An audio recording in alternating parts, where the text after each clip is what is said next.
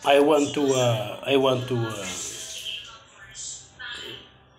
mention these two people that insulting the Filipino accent. They have guts to insult the Filipino about their accent. They doesn't even know that the Filipino has a multi-language and easy to learn and adapt the foreign language. They doesn't know. This Egyptian woman and the Korean woman actress. Please think before you speak and research before you talk about accent of the people.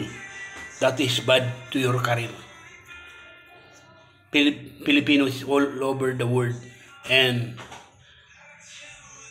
has many viewers. You have many Filipino viewers. So if you do that, insulting the Filipino, you will direct their subscription to your show. Don't do that. It won't do you any good.